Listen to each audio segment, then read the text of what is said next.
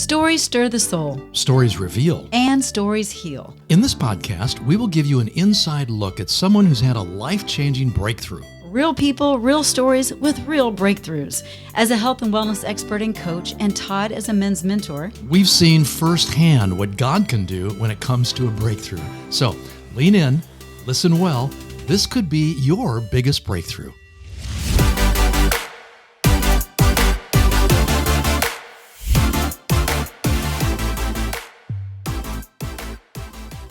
hello and welcome to this episode of Your Biggest Breakthrough. I'm Wendy Pett. I'm Todd Isberner. Yes, you are. And Todd, speaking of saying your name, Todd. Yeah. Have you ever heard this saying?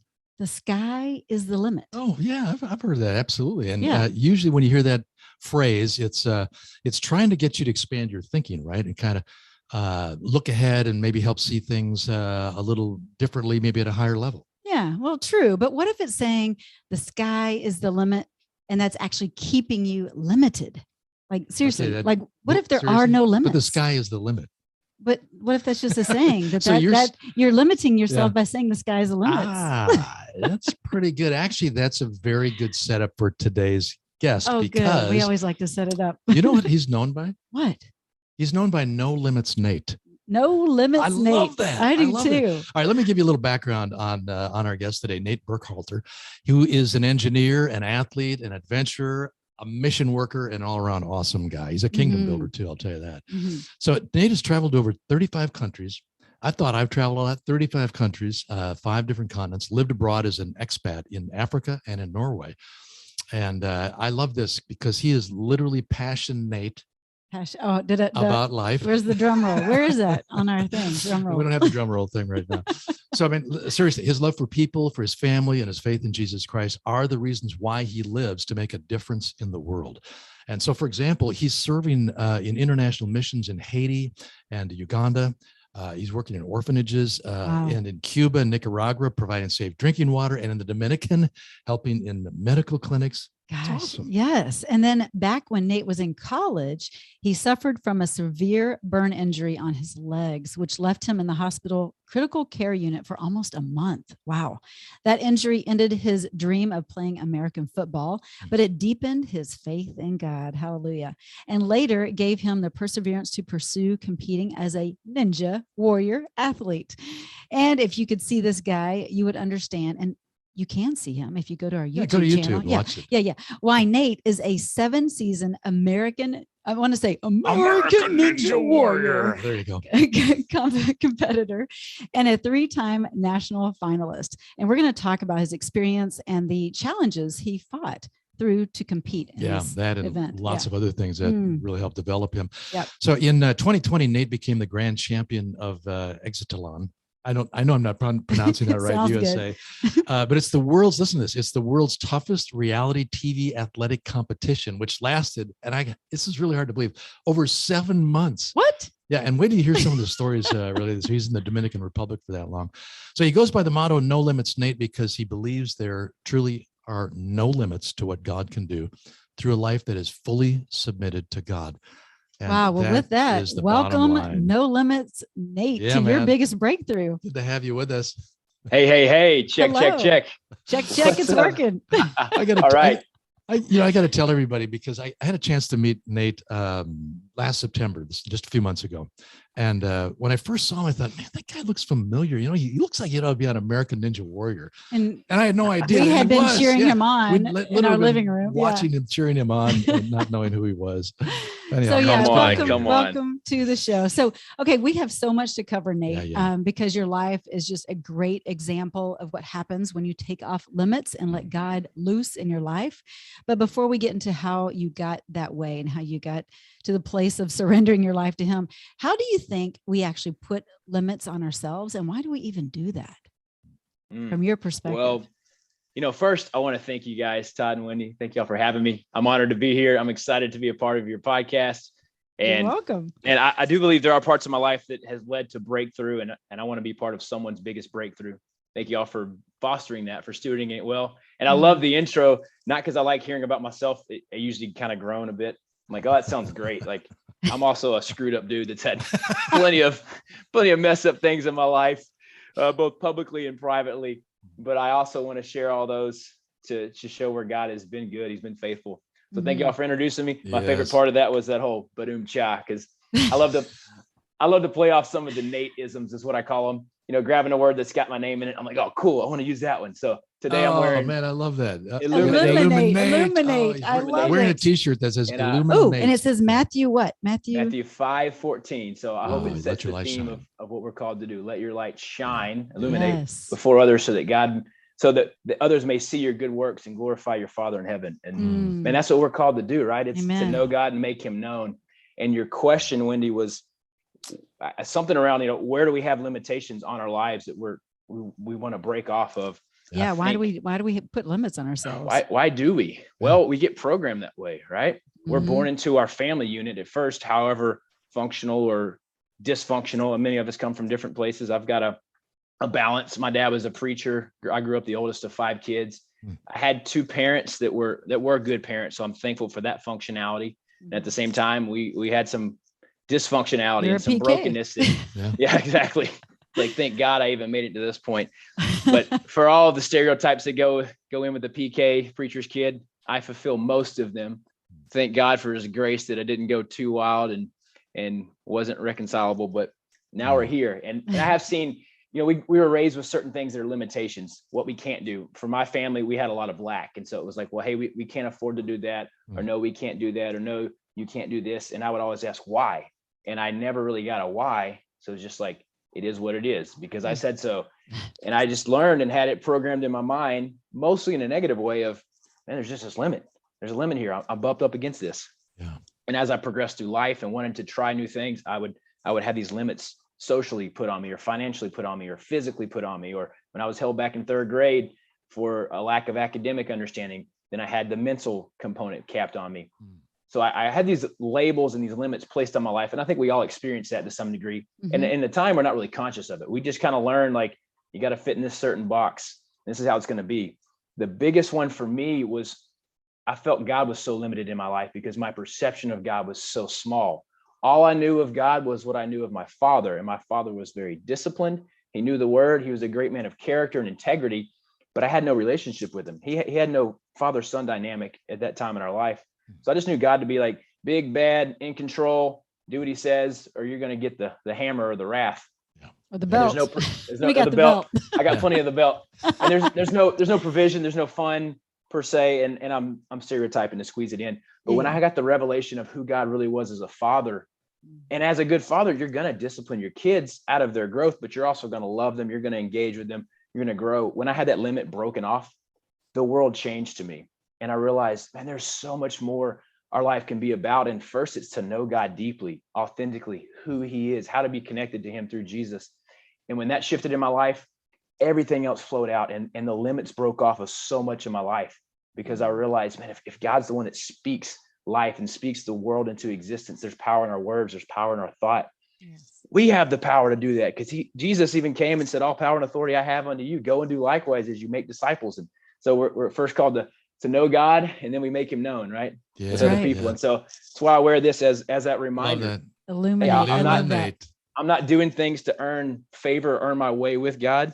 I'm doing things out of the abundance of who God has made me to be, and the excitement to share that with others. And that's a passion I carry for life. Well, I know that there are listeners, Nate, that may currently feel the way you used to feel about our Heavenly Father, and having that limitation of who he is and how close he can be in our life. So when was that ceiling broken, so to speak? Yeah. How did that happen? How did that happen? Because people are like, I want that. I want that to happen. That's a good question. Obviously, all of us have different journeys, right? I was raised in a very legalistic Southern Baptist theology, no dancing, no drinking, nothing that is unoriented. Yeah, footloose. That's a great way to do it. And we were in Louisiana. So I was in the middle of South Louisiana with all these Catholics who, to my Catholic friends out there, shout out to y'all. Y'all are fun and crazy. And they're like partying it up at 15-year-old, but we were in the middle of that, and we were the small minority and more of a Protestant upbringing. And all I knew was a lot of what you can't do. And I didn't see a lot of examples of success, or like living a life of bigger purpose or of impact or excitement and fulfillment. So as I progressed through that upbringing, went off to college, I was like, man, I don't want to really be around this religious environment anymore. I see depth and character in my father and my mother, but I didn't see it anywhere else. And also didn't see a lot of fruit and breakthrough in people's lives. I was like, I'm done with all this religious stuff. It's real. I'll apply some facts and some knowledge and moral wisdom, but I've got to figure out life on my own terms. I got to make things happen on my own terms. I got to provide for myself on my own terms. So I went off to do that, pursued the path of an engineer, pursued the path of becoming a college athlete to play football. And long story short, as I got to Houston, Texas in 2010, graduated, had a great job that was pretty cool how I got to that situation. And I found some success. And I also started realizing it's not fulfilling.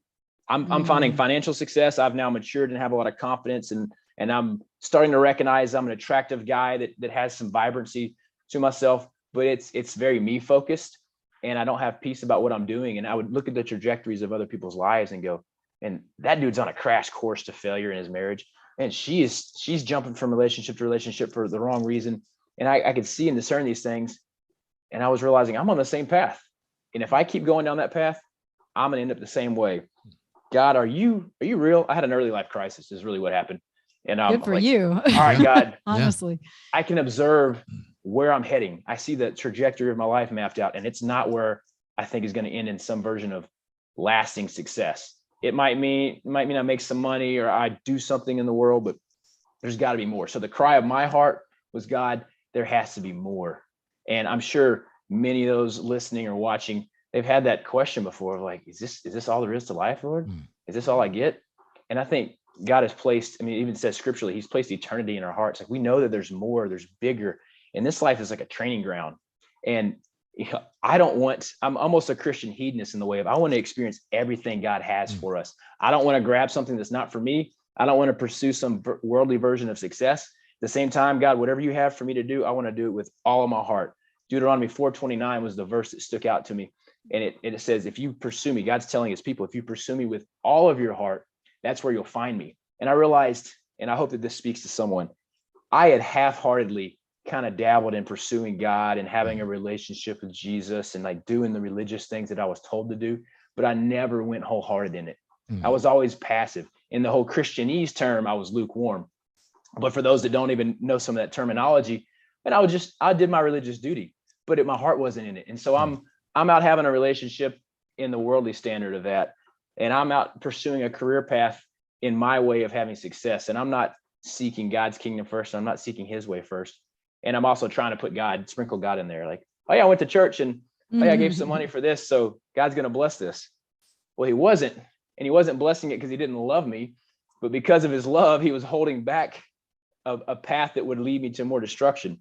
So when I got this revelation of, if I give everything to God, that could be the catalyst of the change. And I did that in complete faith. At the time, being about 27 years old, I was like, all right, God, if I'm going to lay my life to you, I've developed some level of success here and status. And like, I know what freaking happens when people have their Jesus moment. They have to give it all away, and they move to Africa in a mud hut, and they sit out there and they're miserable, but they're doing what God calls them to do.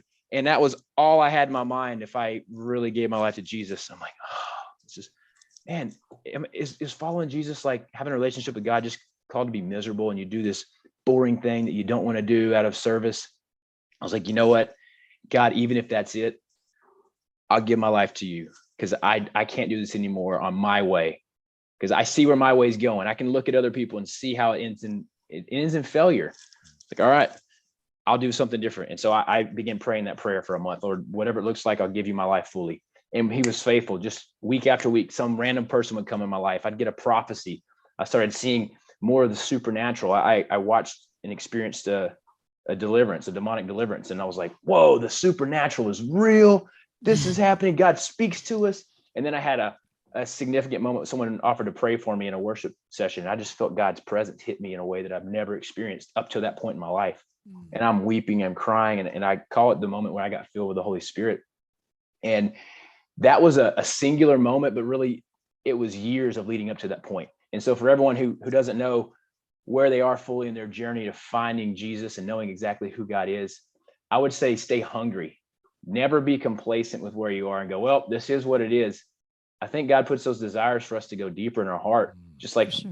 the eternity is written on our hearts. Like there's so much more out there. We don't have to know what's going to happen in the next life, but I do believe it will be a next life, and this is training for it. And so I want to grab everything God has for me in the way that he has for it and live out that purpose, and he'll make the next step clear. So when I made that decision, I went all in, and it didn't get better at first, but then in hindsight, it became an incredible transformation of where my life has gone. You know what I love mostly, Nate, about that story is it seems real obvious that God is the one. Yeah, it's passionate. But it seems like God is the one who put the desire in your heart to seek him. That's good. He gave you the foundation, but you stayed hungry because he released his grace to you to stay hungry. And what I love about when you made the decision to surrender, you really did not know what that meant as far as the future. In the very fact that you were having things go through your head, like, what if he calls me to Africa and I got to live in a mud hut or something? And you just didn't know. Still, you said yes. To me, again, is evidence of two things. One, God's incredible grace. And two, your recognition that he is who he says he is, and you were willing to trust him no matter what. So I want to just go back a little bit, because a lot of people think, well, I mean, that sounds pretty awesome and that's great, but wasn't this guy kind of wired, for the whole no limits lifestyle? But based on what you shared about your childhood, it doesn't sound that way. So I think that offers a lot of hope for people. You don't have to be wired to be like the no limits guy, but you got yourself there with God's help. So take us along that journey a little bit, especially when you were faced with such adversity in college and the whole burn accident and how God used that in your life. Talk a little bit about that. Yeah, that's a good transition. I wasn't always like this. Yes, I had this passion in my heart and a desire to do something and live something that felt exciting, but all I knew was limit of how you can't do that. And so I fit into every box. I was quiet. I was terrified to speak in public. That was one thing I said I'll never do. Wow. And real quick, do you think it was self-sabotage on many levels just because of what was modeled at home? That's just, it's hard for me to fully diagnose, but I mean, there were times growing up, I was bullied. I had an older cousin that was 1.5 feet taller than me and 100 pounds heavier than me. I got a lot of aggressive bullying that suppressed me a bit. We moved every 3 years. So I was in a new friend environment and didn't quite fit in. We were poor. So I obviously stuck out. Like, dude, you had those pair of shoes for 2 years. Your toes busting out of it. Like I was observant. So it was very clear to me where I lacked in everything in so many elements. And so I didn't really blossom. And I was also a really small, skinny kid. I mean, even by the time I got to my senior year of high school, I was 125 pounds and I'm 6 foot tall. So entering high school, I was really small, 115 pounds. So I say all those things to say, I didn't come up with this level of confidence of experiencing life in abundance and having people speak life into me and encourage me forward. Like I was always kind of the small, the shy, the quiet in my environment. Now at home, I was the oldest of 5 kids. So I was a little bit more of the one who ran the show of sorts. And that probably gave me elements of confidence. But God was faithful through the seasons to also put me in little eclectic environments where I got a chance to spread my wings or thrive. And even though from a young age at 14, I was working on a farm, shoveling cow poop and painting barns and moving tractors, did that for years, like just in isolation. And it was miserable, but also look at in hindsight and see, man, God was faithful to bring Joseph through many trials and journeys of humility and isolation. And he stayed faithful through that. And that always kind of resonated with me when I was in isolation, just like, all right, stay faithful and God will put you in the place you need to be. And leading up to college, there's a story of me finally pursuing a bit of a dream I had, which was to play football. And I didn't play in high school because I was too small. And I was scared that if I did try out for the team, 1, I wouldn't make it, but 2, if I did make it, I'd be placed on like JV or, an 8th grade team. And I was already a year older than my peer group. So I went into high school in 10th grade because we homeschooled 7th through 9th. In 10th grade, we had to take tests to see where we get credit for what I did in homeschool. And I didn't get any credit for anything because we didn't do very well in homeschool. Didn't have any resources. So I was immediately 17 years old and I was placed in 9th grade. I looked like I was 13. I wanted to have the status of a 10th or 11th grader, but I was already put in 9th grade. And that was humiliating for me in certain ways, not knowing anyone, wanting to try to play football, too afraid of the failure or where I would be placed if I did get on the team. So I didn't even go for it. And that was a regret I had. As I moved into college, I started hitting the weights pretty hard, ate a lot more food because we had a meal plan. And I bulked up to 190 pounds within a year. Wow. And I found out, I'd always kind of seen it, but never had the chance, but I found out I was pretty athletic. And really, athleticism is also a skill that you develop. Yes, more people are naturally more athletic than others, but mine came much later in life, and I just began developing it, and then started playing a lot of flag football, and then developed a relationship with some people on the team at Louisiana Tech University and started training with them. And suddenly some of the wide receivers are like, dude, you're just as good as we are. And I started proving that on some flag football tournaments that I got into. And I was like, they're like, hey, you can make the team. So I had a buddy who was a quarterback. He started training me. Long story short, I'm on the process of walking onto the team. And I'm mostly believing in myself. I gave it like 85% effort. And I was also still scared. Like, what if I don't make it? What if I get rejected? I don't know if I'm going to give everything. I'm working 2 jobs. I'm doing engineering. And I was indecisive a bit. And then I had my knees taken out from under me when I'm walking across the campus. And all of a sudden I step across the ground in a spot I've walked in 100 times. And like a pie crust on a chicken pot pie, it split open. And I sink in thigh deep into boiling water and steam that erupts. No way. And I find out later, as I slip into this thing, I immediately like catch my hands behind me and push myself back out on what was thankfully still a firm ridge on the outside of this hole. And I push myself out, and I look, and my skin just starts melting off, like just coming off. Oh my and I'm gosh. like, what? And I'm in shock. And then the pain hits me, and it's like 1,000 hornets stinging me. And I can't really process what's going on. Steam's boiling up. Turned out it was a ruptured steam pipe that served all the dormitories to bring them heat in the winter. And we were in the early spring, so they were still active, and it must have broken days or months before and just began eroding boiling water out. So that led me down a path of being in the ICU for almost a month, being in a wheelchair for some time after that, a lot of slow recovery and painful process on my legs. And it took away, I lost like 25 pounds. Eventually, What I was on the crutches. degree of burn? It was 2nd degree on all of my legs and 3rd degree around all of my ankles because of my shoes that trapped more of that water. Oh. And what happens when you get a burn like that, it shrink wraps all of your myofascia tissue around your muscles. And so my legs were they were locked. They would come in and like force my knee to bend, and I would scream, and they'd barely get it to bend and then go back. So it took a lot of physical therapy just to like get me to be able to move again. And that hurt me for years as far as athletic ability. But that was a moment where it took away kind of my dream of playing football, even though I hadn't given it 100% in that journey. And then fast forwarding, and maybe y'all can guide this conversation, it still taught me, hey, God's going to be here with me. And I didn't have much of a relationship with God, but I just saw his hand in this. And I saw a guy in the room next to me with a big wall. He passed away a few days later. He had a severe burn over his whole body. And I was in the woe is me mentality at first. And then I saw one guy die from his burn injuries, another lady have disfigured face for still the rest of her life. I saw so much worse than me. I almost felt like I got slapped in the face with the reality of like, dude, I'm over here crying about myself and my own pain and how this isn't fair, blah, blah, blah. And I'm realizing there is so much to be thankful for right now, and how I even feel protected that I found out later that hole that I sank into is 8 feet deep. I should have gone 8 feet down, and I would have swam out of it, and I would have come out with full 3rd degree burns over my whole body. And they said, statistically, you would have been dead within a few days. You can't survive that. So I had a lot to be thankful for, like God in his providence, like that was a hand of God protecting me for something. Yeah, most definitely. Switching something on in my mind. Like, I was just going to say, because I think so many of us get stuck in our misery, whatever is causing that misery, right? In that circumstance. And there is something so beneficial, therapeutic, and healing about starting to actually give thanks in your situation. Yes. Especially when you compare it to how much worse it could be.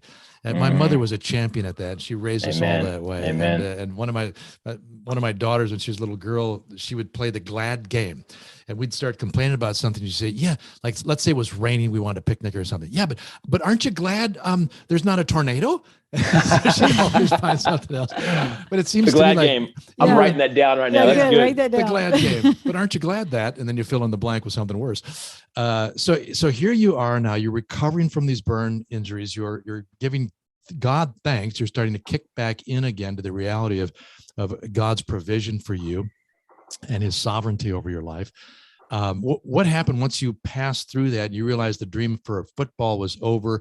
You're moving into graduation now, and you're looking ahead what were you thinking about where God was going to take you, and how did he use that adversity to begin to spark your faith and strengthen you? Yeah, that's good. One of the biggest lessons I took out of that moment and that time and season was don't be a victim, because there's always a situation in any of our lives. I think we'll get the opportunity to be a victim, to feel like this isn't fair. This is what life has handed to me. Now I just have to sit back and take it and then hope for the best thing that's going to come from that. I felt God impress on me. And now in hindsight, I can see that was God impressing that. Don't be a victim here. So keep working, moving forward, trusting, persevering. And so it really deepened a level of perseverance in me.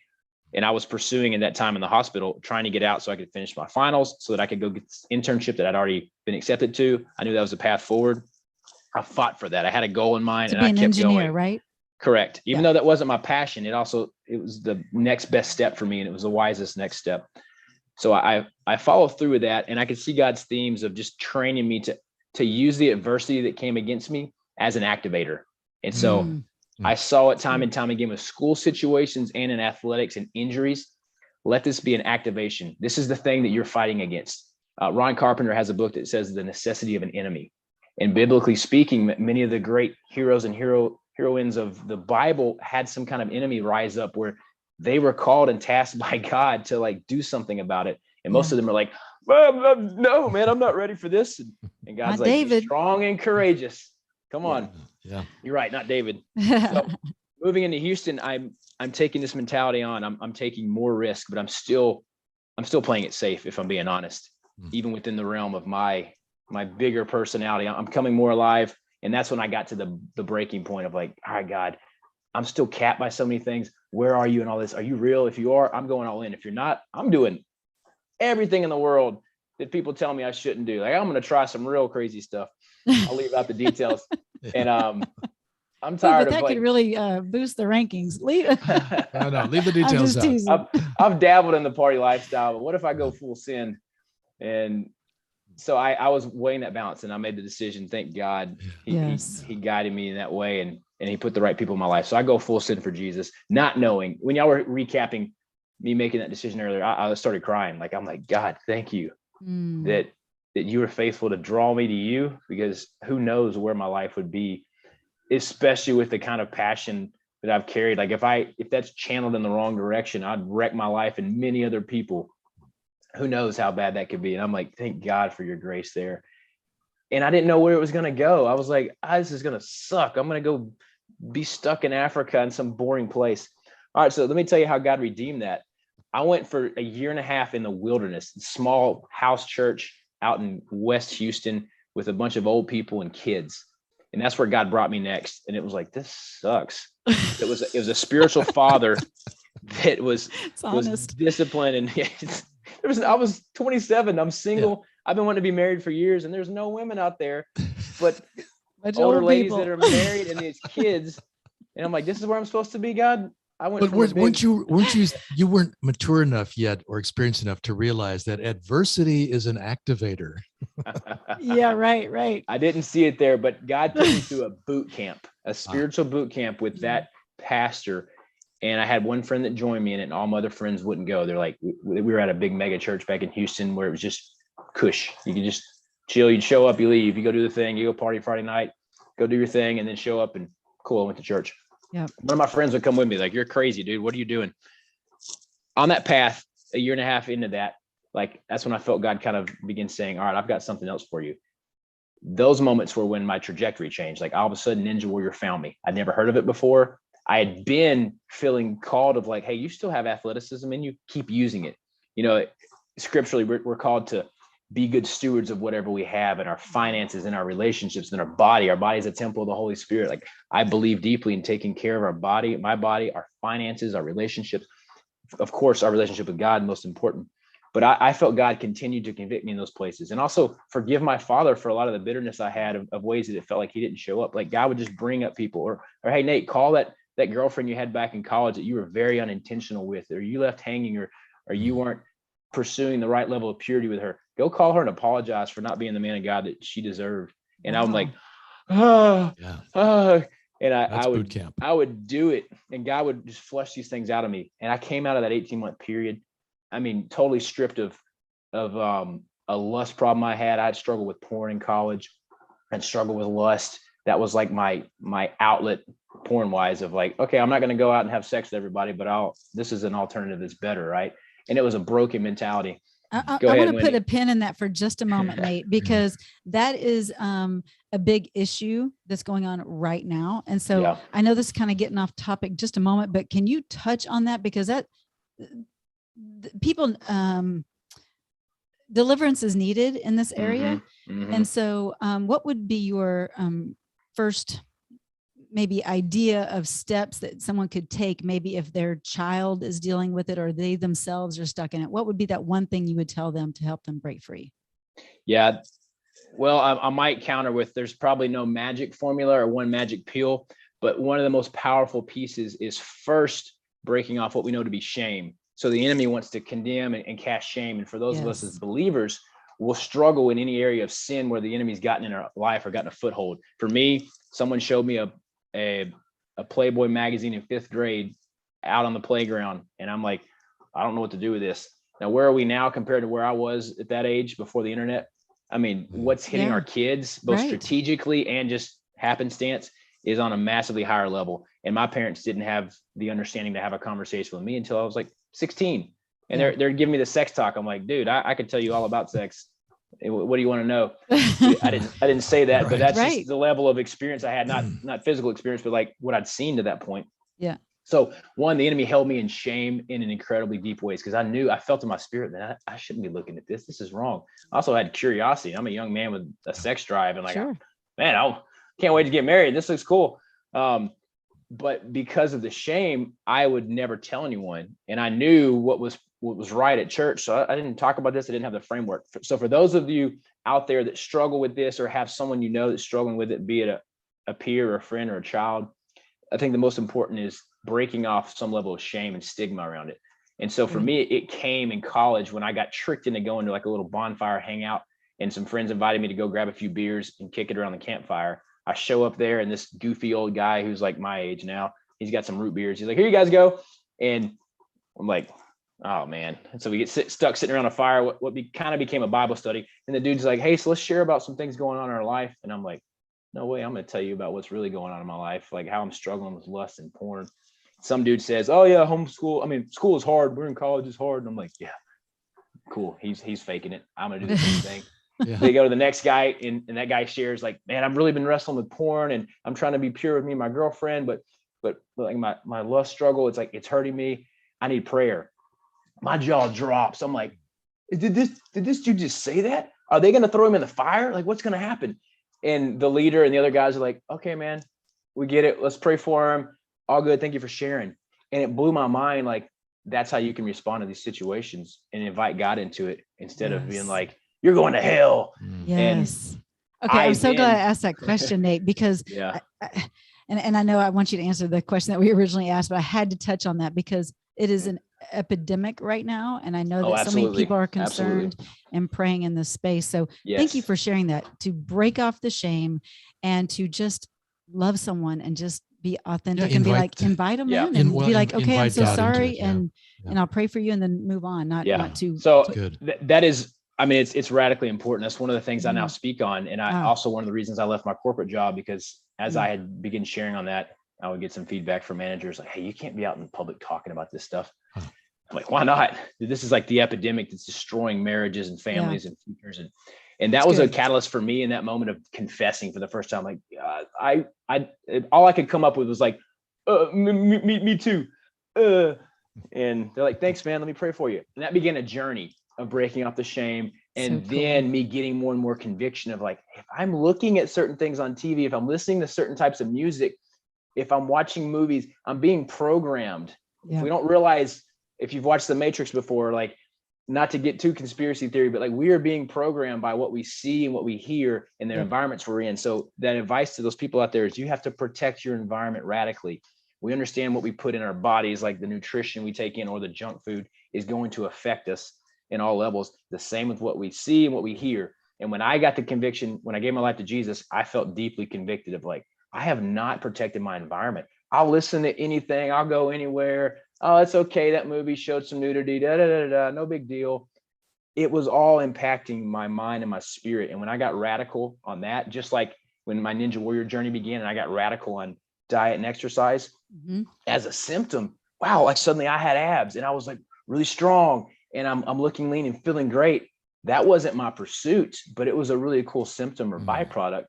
And the same when we were pursuing God, in Matthew 6:33 says, seek first the kingdom of God, his righteousness, which means his way of doing things. It's a priority system. When you put the right things in place, everything else will fall in place. And God calls us to be pure, not because he wants to be judgmental towards us because we make a mistake, but because he knows that those sins are going to destroy our life and prevent us from something even better that he has for us. And so trust. When I trusted God had a better way, and this is still speaking to the porn issue, and I began to actually trust that God had a better way, that marriage and his way of doing it will be better than the world can offer, it shifted me going, oh, I've got to get my little bits of like satisfaction or goodness here, whatever it is. You can equate it to porn and lust. You can equate it to drugs. You can equate it to certain relationships or a certain status. We'll all seek out our version of like significance or coping mechanisms if we don't trust that God has what's best for us. And so when I trusted, I was willing to throw it all out of the window. And then God used it to refine me. Like you have to be disciplined. You have to put yourself in accountability spots. It's the same with exercise. When you do that, God can rewire your brain. And now I come from a place of like deep conviction, but also confidence. Like I haven't looked at porn since 2015, 2014. I haven't had sex since 2012.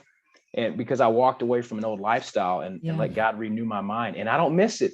I'm like, cool. God is preparing me for an incredible future and an incredible wife. Marriage. Yeah. No, Nate, thank you. I'm sorry I had to deviate, but that was so important. And I didn't know you were that passionate about it, but this is good. That was a Holy Spirit led question. Well, maybe we can put some promptings or some links that I have for resources there. For definitely. Yes. Definitely. Thank you. So we'll follow up with that. Yeah. Because there is such a resolve inside of you that is born out of your experience that's extremely encouraging for others who might feel stuck right now.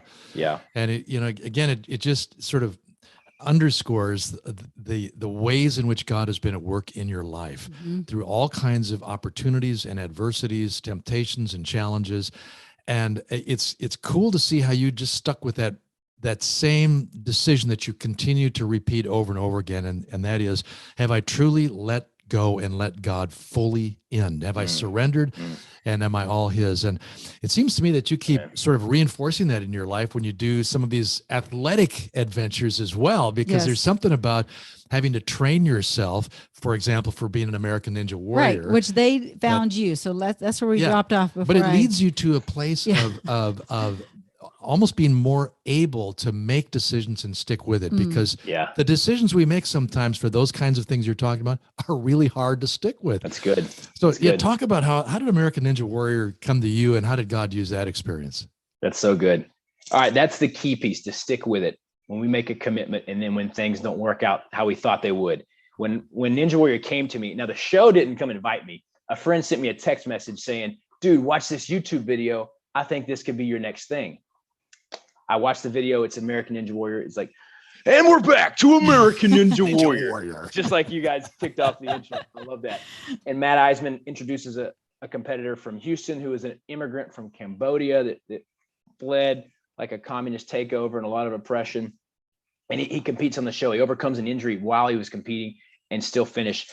And I got inspired big time. But I also, like, something in me leapt in my spirit. And I feel like now in hindsight, that was God saying, hey, this is the next step I have for you. And I made a decision right there. Like, I am all in. I'm getting on that thing. I never even cared about being on TV. I was like, I'm going after that challenge. I'm doing it. And I think I made like a Facebook post and said it. I'm going to get on American Ninja Warrior. And I would never make some kind of declaration like that. I'm the opposite. Like, if I'm going to do something, I'll work on it and I'll finish it. And then I'll tell you about it. Oh, I know somebody else like that. I won't talk trash beforehand, but I was like, I'm all in.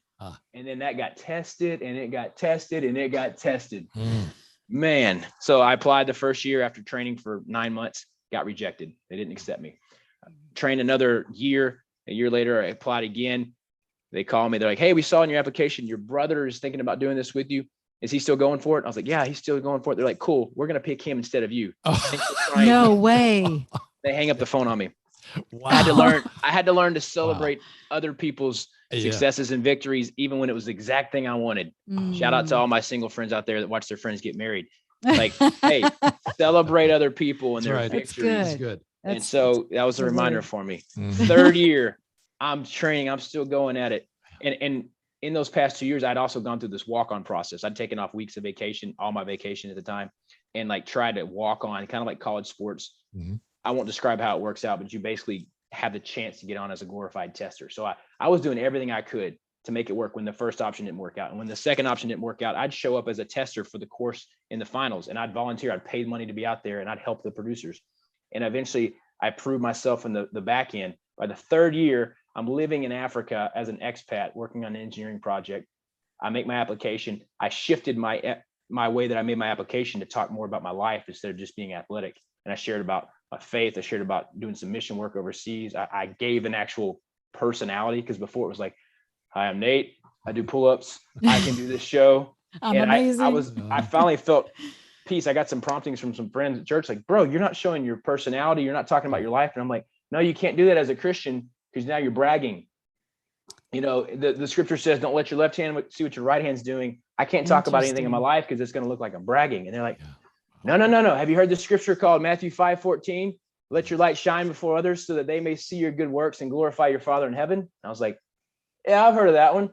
Like, are you doing these things for those reasons? Like, what are you doing these for? I was like, I'm doing them because that's where I feel God called me. And they're like, okay, then share that. I did. Good. I got on. And then because of my years of preparation, I needed more than I thought I did. That show's actually hard. When I watched it on TV, I was like, oh, I'm gonna get this. I said it in my mind. Oh, it's so much harder in real life. It looks hard. In the circumstance, it's from 9 p.m. to 3 a.m. in the morning. So, or 4 a.m. in the morning. Oh my So you word. may compete at 4 a.m. in the morning as an athlete. All right. So got on, finally did well, got on TV, then made it to the national finals, broke my ankle the night before. Taken out that year. Next year, make it back to the regular show, missed the national finals by 1 spot. Next year, make it back to the regular round, missed the national finals by 1 spot. So this is like year 5 now of getting to the national finals or almost missing out. And then an injury takes me out. So then I broke my ankle that 5th year. 6th year, I'm like, well, God, what am I doing? Like, I still feel like I haven't achieved what I set out to do. And I felt you call me to this, but it's not working out. The applications, the success is not showing up. Am I wasting my time here? And I didn't feel peace to walk away. And I also said, hey, I committed to a certain thing, and I'm going to keep seeing it through until they don't invite me back or God tells me to go do something else. You got tenacity, and I love it. Well, it drove you. That the very fact did. that you made that decision and you say, I'm committed to it until I can't do it because I'm, stopped from doing it. That most people would quit at rejection. Well, that speaks to all of us, no matter what it is that you're facing. If you've made the decision and if you'll stick with the commitment, then just keep going until you are stopped by something that is outside your control. That's good. All right. So you kept going. That's a great way to remind people that are listening. There's going to be adversity. And the difference of me pursuing this American Ninja Warrior path versus where I was in college with football, where I was like 70, 80, 90% in, I gave up when it got hard, if I'm being honest. And when I thought there was a chance that I would fail. And the change was when I got to Ninja Warrior, I still had those same opportunities of even bigger public failure and rejection. I'd already made it known to my peer group, but now if I got on TV, I'm going to make a big failure on TV potentially. The difference was, okay, if I'm following Jesus and I'm submitted to him and I have this relationship with God, my success or my failure is no longer define me. I'm not identified by how well I can do in the world or how poorly I do in the world. I'm successful in God's eyes when I'm giving it full effort, when I step out in faith, when I follow the prompting he's given me. And so I switched that mentality and I was like, you know what, whatever the failure is, I'm willing to do it. And I went out for it. And that now we're at finishing up year 5, going into year 6. And I've hit one buzzer. If you watch the show, someone made it through, and I hit one buzzer, and that was in year 3 after a lot of work. And then nothing else has come of this. And I'm on the verge of quitting my job because I'd felt for years I'm supposed to step away from this security piece that I've developed as an engineer and begin speaking and communicating to people. Although I was still terrified to do that, but got to give me opportunities, and I would step into it even in front of 10, 12-year-olds. I'm like, oh. I was faithful with it though. And I believe and then that. year 6 comes and I get accepted again. And long story short, I quit my job in parallel to this. Now you can win $1 million if you win American Ninja Warrior. Right. But I didn't quit my job in thinking like, oh, now God's going to reward me and I'm going to win this show. Like, I felt called out, but I left it, got on Ninja Warrior again, did well enough to make it back to the national finals. And then instead of breaking my ankle the night before, I beat the first round. And then I get this crazy food poisoning that hits me, and I'm puking my guts up, and I have diarrhea for 12 hours. And we have to do the next round. It was like 12 hours later. So like, I am miserable. I've lost like 12, 13 pounds. I can't even stand up. And they're like, hey, you're going to, obviously you can't do this now for medical reasons and everything else. We're not going to let you compete, but not that you would want to. And I was like, I'm still competing. I'm not giving up. Really? He's like Batman. I was like, Yeah. this beating that round was my goal 7 years before when I saw the show. And I was like, and it's taken me 6 years to get to this point. No freaking way am I about to not give everything I've got. Now, if I trip off the starting line and fall in the water, okay, at least I got up and I felt like I gave it all I've got. That's a word for somebody in their marriage. Like, you better hold on to that commitment you made. You don't know what is on the other side of that breakthrough. But if you give up because it got hard, you're going to miss the reward God has for you, because the enemy is always throwing lies and deceit and what you don't have and lack. And I'm seeing other people be successful, or I'm like, maybe I should give up in this thing. I felt God say, don't give up in this. And so I went for it. And y'all, we should put the link into it. I go for this next round when I can barely stand up, and it becomes like the run of the year. Yeah. And I felt like God was carrying me. It was like angels out there. You were the first. Beautiful. You were the first one to finish that round, weren't you, in the finals? Yeah. We have to. We're gonna put that in the show notes, because that's an awesome. So we'll put those runs in there, the first round and the second round when I was competing sick. All right. So wrapping that up, I make it through. Spoiler alert. And it was crazy. But then I fail the final round where you get the chance for the $1 million. And it's all over. And I'm like, God, what am I doing next in my life? I don't know. I'm not going to be public enough to don't have a job. I'm not going to be like big enough now to go out and do something from this. Like, it's hard to get on Ninja Warrior, but at the same time, unless you win it, you're not getting opportunities that come from that. No one's going to endorse you. So like, nothing's going to come from this. I might go speak at a youth group one time, and out of nowhere, I get a phone call a few months later inviting me to this TV show called Exatlon, Latin America. It's Survivor meets Ninja Warrior. Put them together. Wow. Totally isolated, no cell phone, no TV, no internet, sleeping in a shack in the woods on a yoga mat with no air conditioning and no pillow. Hey, God prepared you when you were with those old people and those kids for a year and a half. Right. That's right. Everything that happened on that show, God had prepared me through injury, through character development, through seeing the right thing, through choosing joy in all circumstance. Amazing. And I know we're wrapping up here, but the things I experienced on that show, God was so faithful to prepare me. And my 7-year Ninja Warrior journey all prepared me for those moments. Wow. And I saw God bring miracle after miracle, despite breaking my ankle on that show, despite partially tearing my Achilles, despite what I thought was a broken neck and being paralyzed all over 7 months. I came back from that, won 2 SUVs through some divine intervention, and then had some other big prizes. And then I ended up walking away, one of 33 competitors. I was the last one standing. I got a big prize and a big trophy. I don't have my trophy here with me, but amazing, man, it was incredible what God did. And that's why I continue to say there's no limit to what God can and will do through a life that's fully submitted to him. That's the important part. We have to be submitted before any kind of success or significant comes. And the other piece is, I remind myself, there's no limit to what God can do through your life if you're not seeking the credit. You know, I have now been more public, and people have seen some of my public, quote unquote, successes. But that doesn't mean I'm more successful than someone who is completely unseen, because God measures success in such a different way than we in the world do.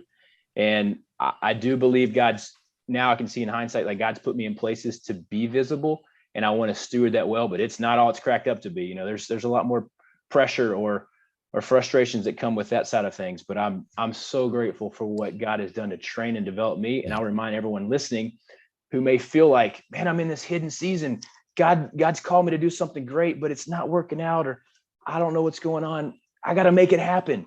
And I would remind you, God still sees you, and he's preparing you for your benefit, right? Because if you get promoted too quickly, if you cheat your way there, if you promote yourself too fast, you're going to see yourself get into a place where you're not equipped to be, and it's going to become a bigger failure or embarrassment. And I can say that, looking back in my life, there were times I climbed up the ladder too fast, and I was like, I shouldn't be here. And now it's just going to end ugly. And it did for Ninja Warrior. God had the bigger game plan in mind for you. He had the bigger competition. Yeah. And speaking of that, as you're looking ahead, No Limits, Nate, and you're viewing what's in 2022, are there any particular plans? I know you're a man who's walking by faith right now, but can you give us any kind of a glimpse of what you see as you look ahead?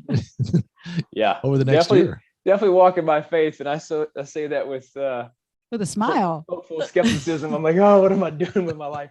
I've gone fully committed to more of an entrepreneurial mindset. And God, I believe that you've called me to be unique in the ways that I'm going to serve and go out in the world. I want to be prepared to do that. I couldn't do that attached to a corporate arm.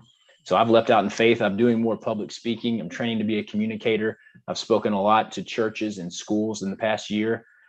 2021, God really began aligning me with the right kind of people that carried more of the vision to impact others. Whereas the past environments I was in, I saw people with a heart for God, but didn't feel called to do things in the eclectic way that we live our lives. So God aligned me with a lot of people. And in 2022, I sense him calling me to be in partnership with certain people to remember, even as a book I'm reading right now, it's who, not how, to accomplish the goals and the dreams and the things that God puts before us and stirs our heart to. Like you mentioned in the beginning of this interview, God placed some things in my heart. And at first, through the critical lens of the church I was raised in, it was like, you can't do anything that you want to do. That's an evil intent. You should just go be a missionary overseas. And I realized God wires us to have individual passions. Now we have to give our hearts and our desire to him and let him renew us. But when we submit that, he'll bring more of that out. And so I began saying, yes, God, I'm going to pursue it. And so I'm in this path of 2022, like partnering with the right people. And I believe between the mission trips and the adventures and maybe another TV show and ministry opportunities and speaking and book writing and all these components that get me excited, I believe God's going to guide me and protect me and put me in the right places and the right environments. And I'm just going to be faithful to say, yes, whatever it is. I love that, Nate. You are a yes man. And that's what God's looking for is are his people to say, yes, take me wherever, just show me the way. And you're an incredible encourager. And we just appreciate your tenacity and the way that you show up in life, because it's inspiring for those that may be kind of just in that victim, small-minded, limited place, and they can't seem to bust through that ceiling. You're saying, yeah, you can. If I can, you can. And so thank you for sharing your story. Yeah, and I was going to say, if you want to continue to be inspired and follow Nate's journey, because I do, you're all over social media, Instagram, and we're going to put those links in the show notes as well. Yes. But yeah, it'd be great to just stay caught up with you. Yes. And I think we can do that if we'll follow you on social media. Yeah, No Limits, Nate. Yeah, I'd love to invite y'all in. We'll both be surprised together at what I get into next. Yes, we will. I'm trusting God for that clarity. Yes, indeed. Well, you're amazing. Thank you so much for being on Your Biggest Breakthrough. We just love being your friend, and we just love seeing you grow and hearing your life story, and you're just an overcomer. So thank you. Thanks for letting that light shine, Nate. Yeah. Blessings on you. Illuminate. Amen. All right. Blessings to y'all. Thank you. Take care. Adios, y'all. Bye-bye. Oh my goodness. What a fun show. You know, I could listen to him for another hour, because he's got lots of stories. Yes. And there's that common theme that we find in those breakthroughs that he experienced. And that is that there was always adversity before there was breakthrough. Yeah. Notice that?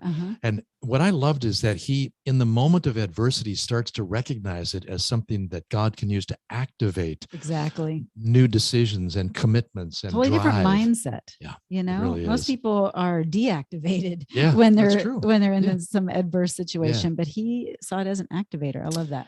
No limits, he said, if you're not seeking the credit for yourself. And that's where we want to leave it with you. What has God called you to do? And where do you think you're limiting him or limiting yourself? Because if you're looking to make him known and to follow through and fulfill his purpose for you, you won't be seeking the credit. You'll be seeking his credit. And the limits will start busting off. They sure will. Gosh. Well, we want you to have your biggest breakthrough. And we don't want you to be stuck under any kind of limitation, because God does not have limits on you, because he is a limitless God. So we thank you so much for tuning into Your Biggest Breakthrough. As always, share this episode with your friends, your family, inspire them, encourage them with Your Biggest Breakthrough. And if you feel inclined to support your biggest breakthrough, you can go to yourbiggestbreakthrough.com, and we have Patreon and PayPal and that kind of thing. If you're into that, we'd love your support. But other than that, we are just so grateful and delighted to share this intimate time with you. So we'll catch you next time on Your Biggest Breakthrough.